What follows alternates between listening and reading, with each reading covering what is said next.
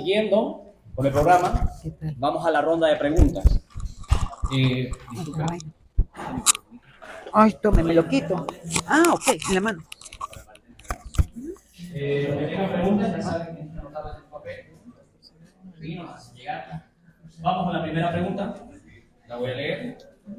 Dice: ¿qué criterios de justicia maneja la unidad de supervisión para privilegiar al Estado en detrimento de los trabajadores públicos en cuanto a las supervisiones discrecionales?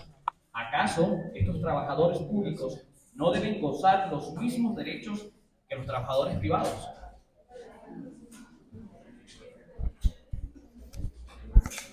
Evidentemente, todos somos trabajadores, tanto públicos como privados gozan de los mismos derechos y obligaciones. Pero lamentablemente, anteriormente nosotros podíamos hacer inspecciones laborales, ¿verdad?, del trabajo, en las instituciones públicas sin necesidad de pedir un permiso. Ya son lineamientos, ¿verdad?, que tiene el Ministerio del Trabajo que no podemos desacatar. Y bueno, si se hacen, de que se hacen, pues se efectúan, pero previa permiso que nos tienen que dar. O se hacen por operativos con los inspectores de Presidencia de la República y también pues vamos y asistimos a esas entidades de trabajo. Sí se manejan las mesas técnicas después de que se hace la primera visita, se hacen las recomendaciones, la segunda visita, y les ha servido mucho al inspector del trabajo y al director estatal para poder lograr acuerdos con los patronos públicos, ¿sí?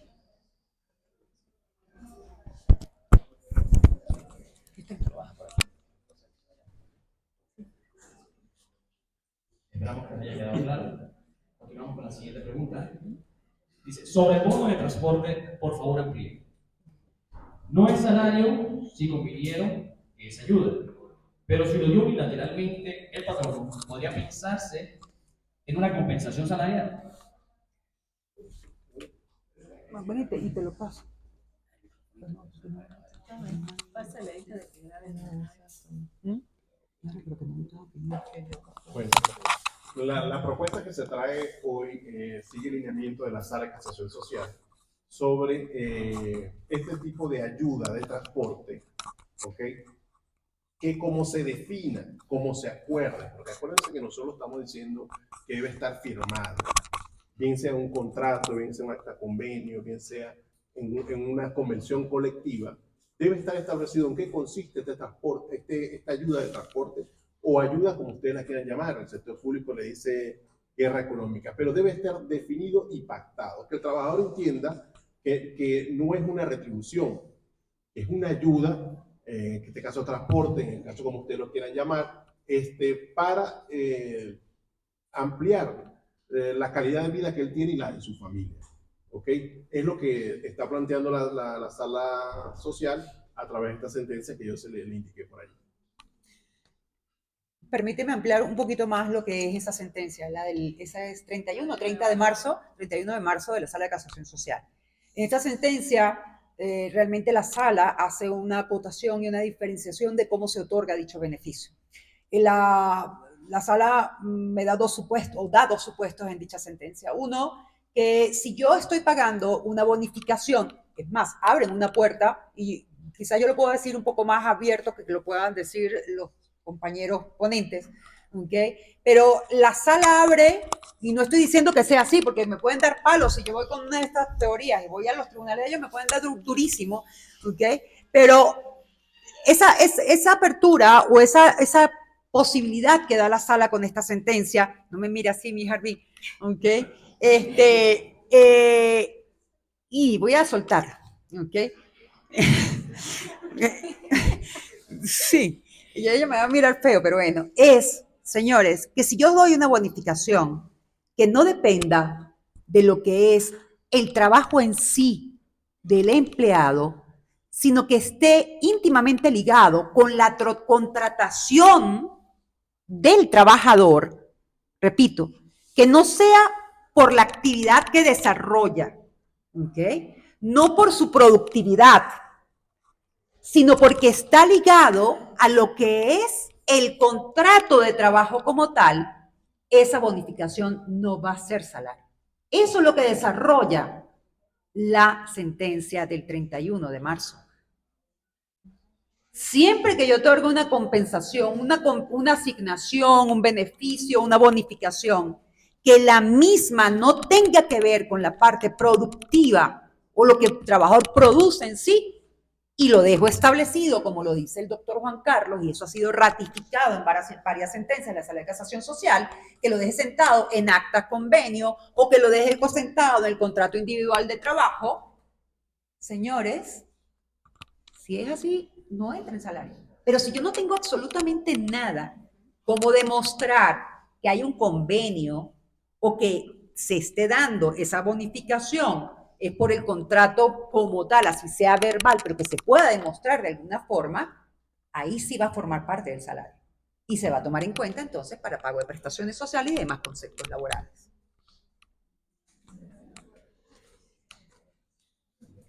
Ok, siguiente pregunta. ¿Qué se hace cuando se firma un contrato de trabajo donde se establece como salario 130 bolívares? Yo lo saco.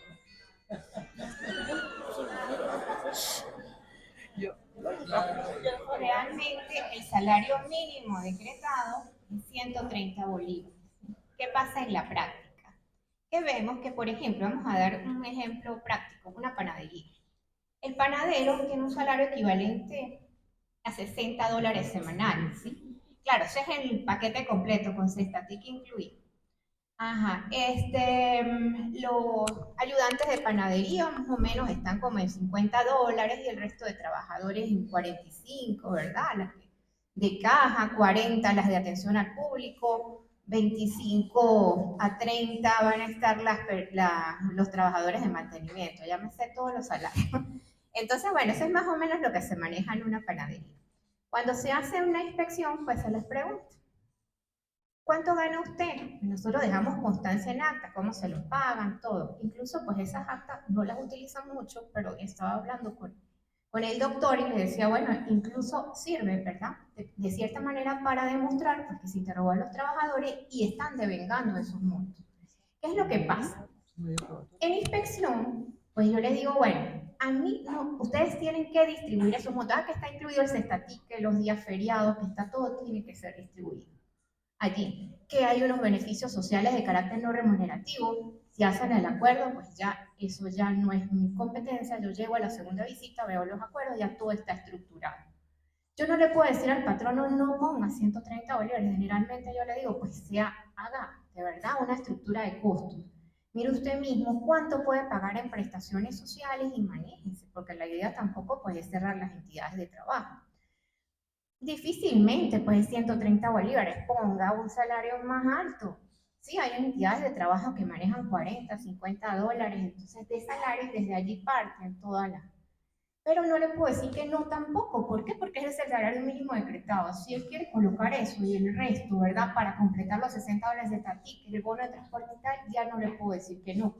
Y va a sacar su prestación, su día feriado, sus días de descanso y feriados no laborados con salario normal promedio, el bono nocturno, todo en base a 130, porque realmente eso está decretado, ¿sí? Así es como lo manejamos pues en la unidad de supervisión. Pero debemos ser conscientes y tener conciencia. Cuando hablaba la doctora que quien gana 130 bolívares todavía hay. ¿Dónde los conseguimos? En las consejerías. Ganan 130 bolívares más los 40 dólares de ticket. ¿Por qué? Porque les dan la habitación y les dan también, pues le pagan los servicios. Entonces todavía sí se consiguen trabajadores que ganen eso.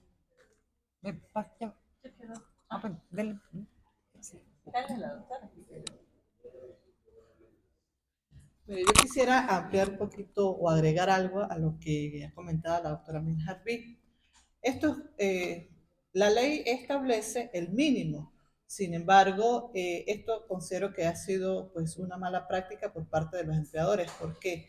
Porque ese exceso de dinero, no exceso, sino ese dinero que está pagando, bien sea en dólares en efectivo o como moneda de cuenta, está perdiendo de ser deducible del impuesto sobre la renta en los sueldos y salarios. Entonces, el patrono no está viendo ese beneficio que puede obtener en la parte contable de debitar, que sea debitable del impuesto sobre la renta, y sincerarse con los salarios que efectivamente está pagando a sus trabajadores.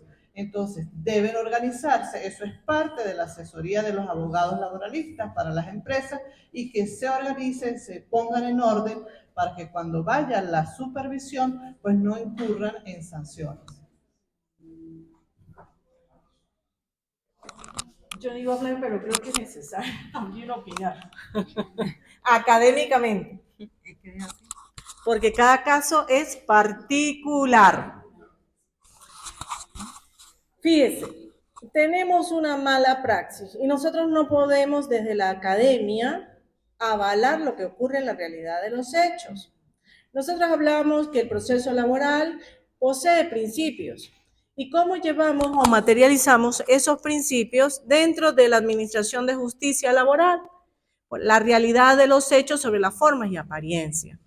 Entendemos que el valor de cuenta de una moneda o divisa que use una entidad de trabajo para pagar salarios a un trabajador, ¿sí? Estoy hablando de unidad de cuenta, no necesariamente puede sostenerse en el monto para pagar todos los derechos laborales. Estoy hablando del depósito de la garantía, las utilidades, las vacaciones, el bono vacacional. Pero sí tenemos que tener claro que no es moralmente aceptable y debe ser reprochable que le salgan en unas utilidades a un trabajador con 130 bolívares. Eso es irrespetuoso, eso es indigno para la gente. Eso por una parte. Y sabemos que como los empleadores son humanos también, porque esos seres son humanos también, llámese compañía, los administradores, los gerentes son humanos, saben que eso no es así y realmente pagan las utilidades con el que ellos han considerado el salario normal, ¿sí? Para utilidades. Pero no lo reportan. ¿Qué hacen? Lo pagan a través, voy a levantarme, lo pagan a través de otras personas, la prima, la tía, o de otras cuentas por otras transferencias. ¿Lo está pagando o no lo está pagando? Esa es la verdad. Y no lo está reportando en ninguna parte de la empresa. Es un gasto que está haciendo dentro de la cadena productiva que está perdiendo. ¿Dónde están los contadores, los licenciados en contaduría para que de esto? Porque yo no lo soy. Yo soy una simple abogada juez, pero no tengo esa parte de manejo contable. Y eso es importante que lo hagamos saber. Número 1. Número 2, porque se está pagando. No es solamente porque va la doctora a hacerle la supervisión y lo va a multar. Es que nosotros lo condenamos porque no tienen recibo y lo pagaron. Y el 106 es claro. Si no tienen recibo, ¿qué vamos a suponer?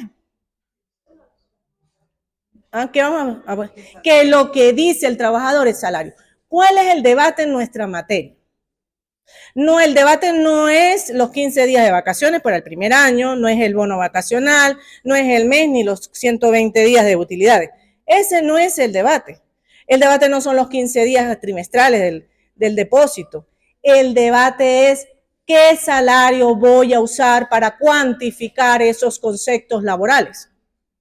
Entonces, si nos sinceramos, vamos a producir paz social. ¿Cuál es la propuesta que yo pienso que debe hacerse? Entenderse desde las entidades de trabajo que hay un hecho social que está ocurriendo. Número 1, que hay un proceso que hay que conservar, cuidar, que tenemos que cuidar nuestras entidades, nuestros puestos de trabajo, pero también respetar los derechos de todos los trabajadores de manera colectiva e individual que están dentro de esa entidad de trabajo. Y para eso tienen profesionales de otras áreas, licenciados en administración, licenciados en contaduría, los economistas que tienen que hacer su trabajo dentro de la entidad para establecer y sincerar los costos de producción, que realmente es lo que cuesta eso pagándole a los trabajadores, y puede llegarse a los siguientes acuerdos. Por ejemplo, una de las cuestiones que hablaron, no recuerdo cuál de ustedes, hablaban sobre el tema de que cada 2 meses, al doctor Juan Carlos, se hizo la propuesta, se revisara el salario. Pero tenemos una manera que estamos indexando correctamente, digo yo, porque a medida que va a haber presentándose cambios en la moneda, la fluctuación se va vamos a decirlo, indexando o actualizándose el salario de manera automática. ¿Sí? ¿Es así o no? Pero ¿cuál es el trabajo de los abogados laboralistas? ¿Cuál creen ustedes si tenemos esta realidad? Sincerarnos que es una moneda de cuenta para actualizar vamos a paliar, sería el concepto, o disminuir que el poder adquisitivo del salario se pierda en el trabajador. ¿Sí? ¿Qué debemos hacer nosotros? Que se pague a tiempo para que no haya afectación económica si es en bolívares. Pero no podemos entonces inventarnos, por ejemplo, que es salario en dólares, que es pagado en dólares, que debe ser en moneda extranjera porque no tiene ni convención para eso. Entonces, tenemos unas distorsiones que están colocando nuestras relaciones laborales en una posición muy conflictiva y eso trae problemas y tranquilidad en las relaciones laborales. ¿Por qué? Porque cuando usted tiene un reclamo en el tribunal de esa naturaleza que termino de explicar ahorita, sale el empleador porque nosotros lo condenamos o en una audiencia de mediación tuvo que pagar más y había pagado, a ver cómo sus asesores buscan la manera de disfrazar para no volver a incurrir en eso. ¿Quién se ve perjudicado? Los que quedaron, señores. Los trabajadores que quedaron en la entidad de trabajo. El empleador porque lo hizo incorrectamente. Entonces, el tema no es que el contrato de trabajo tenga 130, porque la realidad de los hechos sobre la forma, que es el contrato, se desaplica. Eso es lo que yo les explicaba dentro de mi intervención. Entonces, tenemos que sentarnos dentro de las entidades de trabajo, comprender la dinámica y sincerarnos cómo lo vamos a hacer. $100 va a ser comunidad de cuentas, salario para todos los beneficios, bien. Usted acepta que yo la emplee a usted antes, porque todo tiene que hacerse antes de la relación.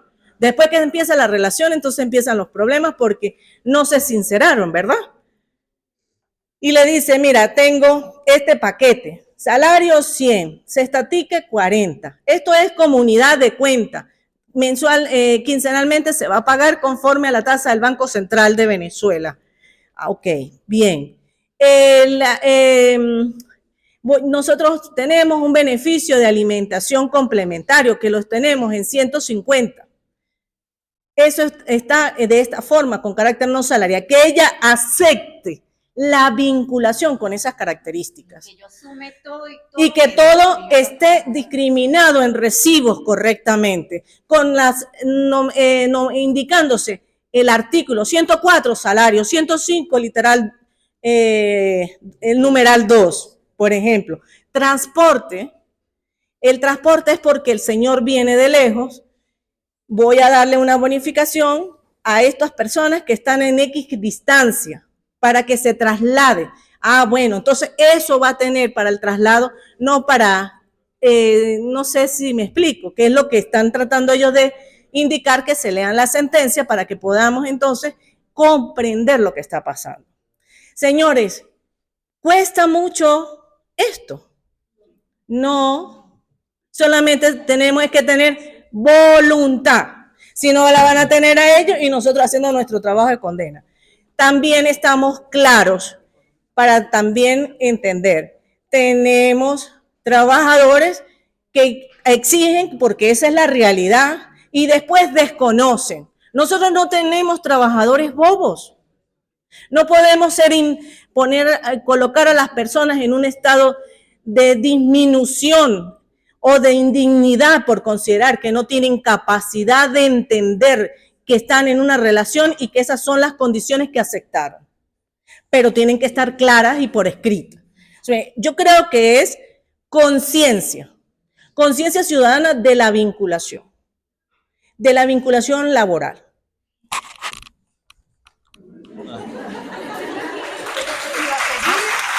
No, porque es que me da calentura que la gente cree que las trabajadoras son... Creo que esta pregunta, creo que la respondieron ya, pero de todas formas la voy a leer. Dice, doctora Campbell, cuando usted habla de indicar en los contratos lo no salarial, entiéndase, bonos, violaría lo establecido en la Ley Orgánica del Trabajo para los trabajadores y las trabajadoras, en virtud que la LOT nos establece que todo aquello percibido como bono recurrente pasa hacia el salario. No, si están dentro de lo que es el artículo 105 y está bien especificado y no es, como decía la doctora Katiuska, producto de la que sea de la prestación del servicio, no se considera salario, eso está en la ley.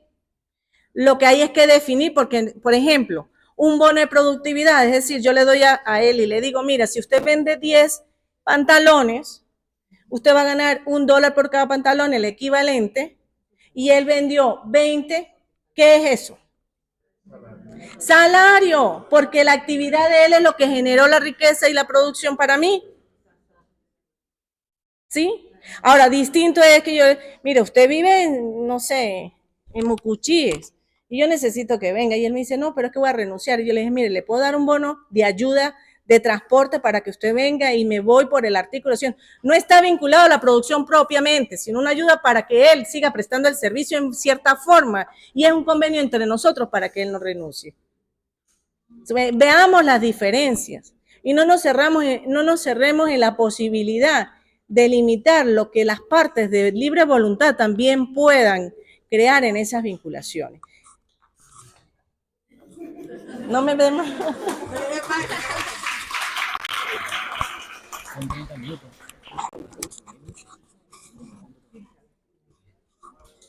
Continuamos.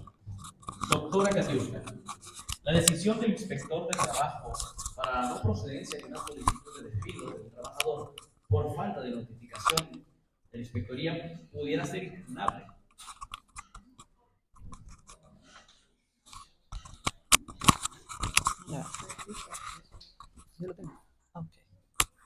El inspector del trabajo no emite una decisión por la falta de notificación. Debe ser la parte activa y dirigirse a la Inspectoría del Trabajo para tramitar que esa notificación se practique de manera positiva. La falta de notificación lo que hace es que el procedimiento se paralice. Debe ser activa la parte solicitante y lograr la notificación para que pueda seguir el procedimiento, porque ahí todavía no hay ninguna decisión. ¿Será por la hora?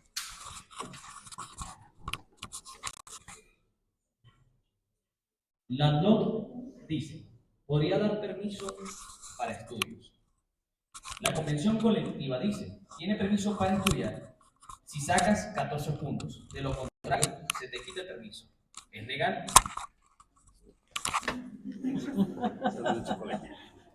Mira, es oportuno que se hable, porque fíjense, siempre nos quejamos de que la Ley Orgánica del Trabajo establece ciertos permisos, ¿verdad?, que quedan como en el aire, como el permiso de estudio para cuidado de familia, incluso cuando muere un familiar cercano. Estos días alguien me planteaba, mira, se le murió la mamá al trabajador y ya lleva 4 días que no se incorpora a trabajar. Cuando uno les dice, pero ¿por qué no lo convienen? Porque es la muerte de un familiar. El patrono dijo, no, si no me llega mañana lo califico. ¿Por qué no trasladamos ese tipo de vacíos o que dejó la LOC a un acuerdo o a la convención colectiva? Que yo lo puedo establecer. A un permiso para estudio, pero vas a estudiar en un área afín a la empresa. Siempre se ha dicho que el trabajador, antes de ponerse a estudiar, debe informar al patrono. Porque cuando a ti te contrataron, te fijaron unas condiciones que tú no puedes cambiar en el camino. Donde tú no te puedes presentar, mira, ahora yo me inscribí para estudiar Derecho y necesito 5 horas diarias. Ay, ¿cuándo vas a trabajar para mí? ¿Y cuánto me vas a cobrar por el tiempo que vas a trabajar? Entonces, lo más sensato es que eso vaya a un acuerdo colectivo o un convenio colectivo. Como se lo decía el compañero, algo que esté expresamente establecido. ¿Cuántas horas vas a estudiar? ¿Cuántas horas son a la semana? ¿Cuántas horas son al mes? ¿En cuánto tiempo te vas a graduar? ¿Cómo como empresa te puedo apoyar para que tú alcances un objetivo? Porque Si tú te vas a graduar, de pronto yo te necesito como profesional en la empresa. Y de pronto yo puedo ser solidario contigo y ayudarte, útiles escolares, materiales, lo que sea, pero debe estar establecido, previamente establecido. No, los permisos así no son a la ligera, y menos los puede tomar el trabajador a la ligera. No sé si eso responde la pregunta.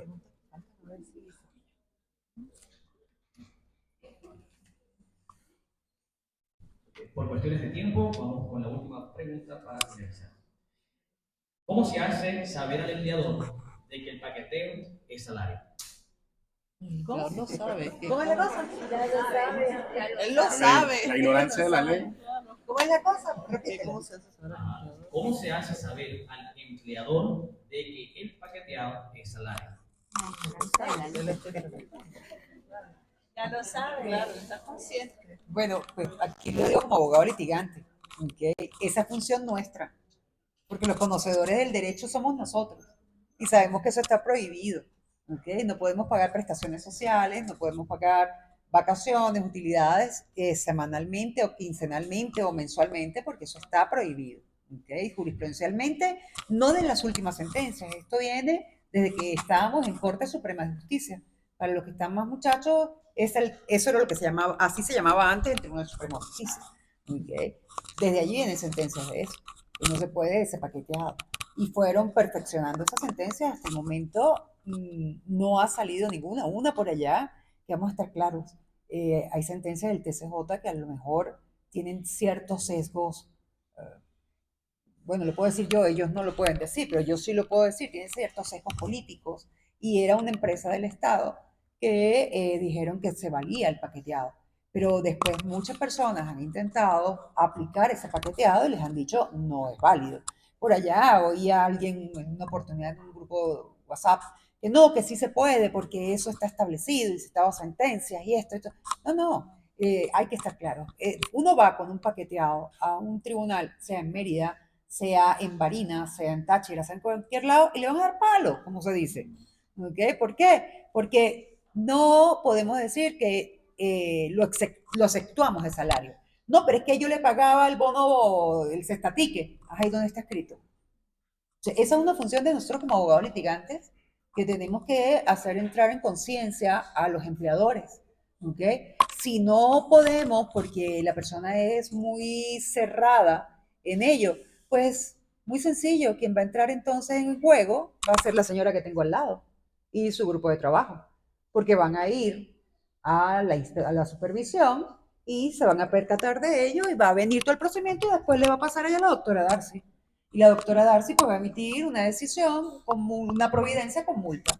Y vamos a recurrir, porque no, porque estamos claros, entonces va a venir y va a pasar a la doctora Katiuska, ¿okay? En el tribunal por un recurso contencioso laboral. Y se va a apelar y se va para donde la doctora Glasbel. Ah, no, que vamos porque yo soy el dueño de la verdad absoluta y yo me sé todo y eso sí vale porque sí, y me voy hasta el Tribunal Supremo de Justicia. Bueno, dale, si quieres anda hasta Corte Celestial, pero hasta este momento, jurisprudencialmente, el paqueteado no es salario. No, ¿no es salario o es salario? Perdón, es salario. Cuando se paga, no se puede diferenciar. Yo voy a hablar 5 minuticos nada más para bueno, pero es la parte académica, ¿no? Y claro. Eso, ¿no? Y yo les pido disculpas por la hora porque sé que todos queremos ir a almorzar. Miren, vamos a hacer un ejercicio de neurociencia. Ajá. ¿Cuál es la finalidad de las prestaciones sociales? Porque eso tiene una finalidad. La cesantía. Que cuando el trabajador no siga prestando el servicio por esa situación, pueda mantenerse hasta que pueda volver a ser empleado. ¿Sí? Esa es la cesantía, sí. Eso obedece a ese criterio. Vamos con las vacaciones y el bono vacacional. ¿Cuándo se causa? Mes completo laborado. ¿Cuál es el beneficio de utilidades? O para decir de fin de año, en aguinaldos en diciembre. Cada cosa tiene una situación y un particular de qué se causa y un motivo de origen por qué se causa. ¿Y para qué? Entonces, nosotros a veces nos desubicamos inventando cosas para evadir las obligaciones. Pero, insisto, ¿Quién paga al final toda la cadena productiva? Consumidor. El consumidor. Veamos eso. Se entiende que dentro de toda esa estructura debe estar todas estas cosas. Porque todos conocemos que hay una ley orgánica del trabajo de los trabajadores y las trabajadoras. Suena muy filosófico, muy, ¿cómo diría? Muy utópico, etcétera, ¿sí? Disruptivo, dice el doctor. Pero es la verdad, tenemos que entender para qué existen estos derechos.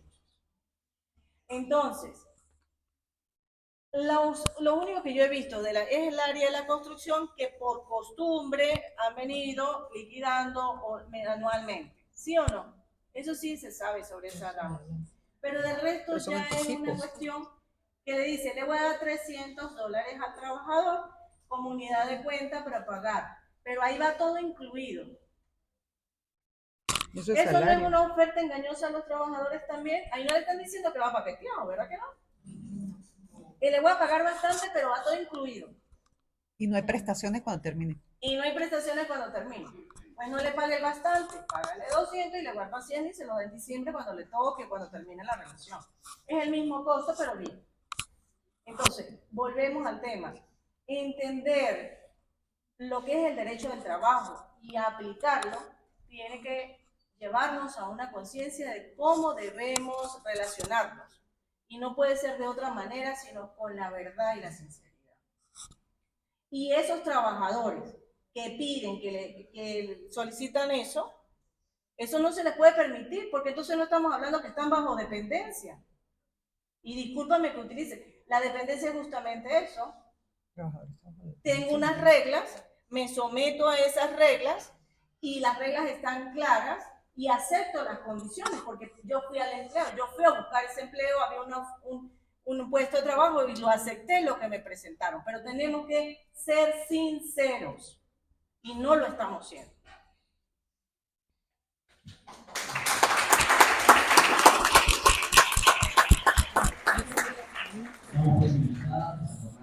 Gracias a todos los presentes por haber asistido. De la misma nos inspira a seguir disminuyendo un futuro de que tengan todos